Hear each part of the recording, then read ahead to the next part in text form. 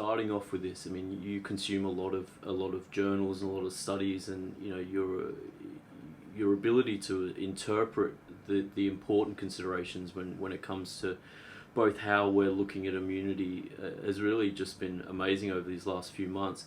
How have you kind of taken to interpreting this kind of dam of information that just seems constantly to get getting built bigger and bigger and bigger as we go through each day? Yeah, kind of big question there. And I'm not really sure how to tackle an answer because it is such a big way of putting it. You know, I mean, as I think we were saying in the prelude to the talk, obviously there's a lot of things that we do in our lifestyle that makes a huge difference to whether we're going to fall sick or not. And probably the biggest single one is whether we are tired and not sleeping well, and you know, has a huge factor. Of course, everybody's now so much more aware of the hygiene component of looking after our health. Not many people are very aware of, you know, some dietary factors that have a big impact, like the level of the proteins in your diet. If you're down about 25% on your protein levels in your diet, that has quite a major impact on your immune functions. That's come out of animal studies, but I'm sure of it being just as appropriate for human studies. And you know, when we go through the dietary analysis of our clients, we always, very frequently find, particularly vegetarians and of course many women as well, tend to steer away from concentrated protein sources like meats. And when you do the calculation, they're 20-30 grams short of protein quite frequently. So if folks are on that diet of a bun in the morning and a bit of noodles at lunch, which is practically every Hong Kong girl, they're going to be 20-30 grams short of protein in a day when you add it up, and that's having impact on immunity for sure.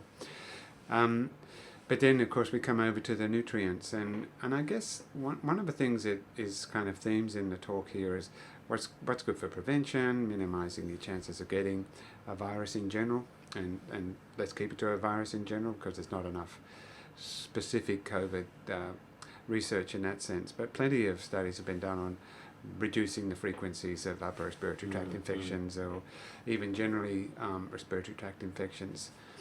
And I'll put a couple of slants in towards the elderly, because obviously here that gets to be more important. So you know, if you had a couple of studies that say, well, that reduces the incidence of pneumonia in the elderly, well, that kind of becomes a more important finding, because you know, the old folks at home are who we really mostly need to protect, and you know, getting nutrient levels up early on in the process is really vital.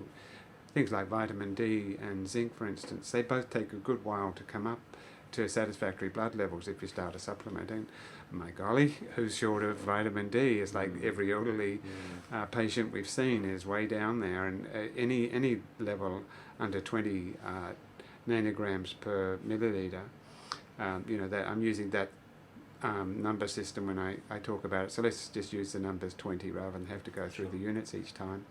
It's almost universal here that people in Hong Kong have numbers in the teens. So the average over the full year of Hong Kong, and this is for young adults actually, is around 13 units. And that's definitely going to produce an immune insufficiency. Older people, that's the case, and we know from a few studies in the past with pneumonia, the elderly have a much higher incidence. There was one showing that if their levels are under 20 nanograms per mil, their incidence of community-acquired pneumonia was 3 times, actually 3.7 times greater. Wow. You know, so it's a really big factor for the elderly, and mind you, that's only relating to bacterial pneumonia, as in that's the usual type, rather this viral pneumonia that we're talking about this time. But it gives an indication of how significant vitamin D is for keeping people healthy in the lungs. And when it comes to just prevention of regular upper respiratory tract infections, vitamin D stands up very well. And we know from a lot of studies, the lower your level, the more likely you'll get a upper respiratory tract infection too. And these are, you know, usually viruses, as we know. So vitamin D can protect you from picking up or having a severe symptom from viruses. I think that's a fair comment to make. It's fascinating, isn't it, that it seems that with the kind of broad demand for more information in relation to how to boost your immune system, that I think we often go to more sophisticated ways of looking into how to do that. But really, you've touched on two really big points, one of which we touched on in the intro, but also the fact that covering some of the basics, but also revealing the cracks in some public health issues, in that people don't eat enough, or they don't get enough nutrient exposure in the first place. Then you add an age demographic that's classically not going to get that as on top of that. Then you look at the vitamin D deficiency simply through what seems to be more of a lifestyle oriented. Yeah, you know, old folks tend to stay Right. indoors more than younger folks, so they're And going to have lower vitamin D. It actually makes the solution to a lot of these things, or at least the foundational solutions, pretty basic. And Well, it would be interesting, you know, in post-mortem studies to see how the level of vitamin D, for instance, relates to the frequency of, you know, those who pass away. And just as important in relation to elderly folks getting worse lung infections is zinc. Zinc's peculiar. There's a sort of common phenomenon that happens in 60 and older folks, is their zinc levels when you do it as a serum zinc, it drops quite considerably.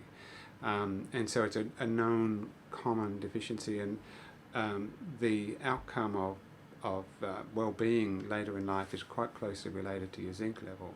Mortality is quite closely related to zinc levels. And now I'm talking generally, but if we go into a specific couple of studies, I saw one was 2007, another 2010, both done in elderly populations in US nursing homes, that kind of situation. And one was involving giving folks a supplement of half the recommended daily allowance of all the nutrients and monitoring what happened.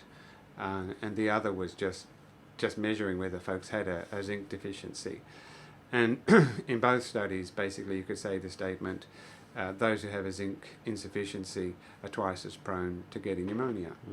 Wow. You know, so it's a very significant nutrient for fighting back infections. You know, it's if you're younger and you're eating some proteins, it actually happens to be highly associated with what's got a protein content, zinc, because in our physical activity of what it's doing in the body, it's got a lot to do with the amino acids, and that's where you find it in proteins. And it's one of the reasons why vegetarians tend to be a bit short.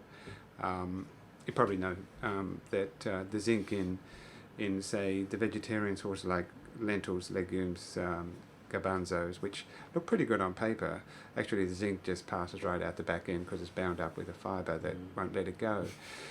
So I'm often recommending pumpkin seeds to those folks who are pretty... Yeah, it's a good move. Yep. You know, it seems to do. I've seen actually a patient really have their zinc levels come up from just eating the zinc, from, so I should say just eating the pumpkin seeds and getting the zinc that way.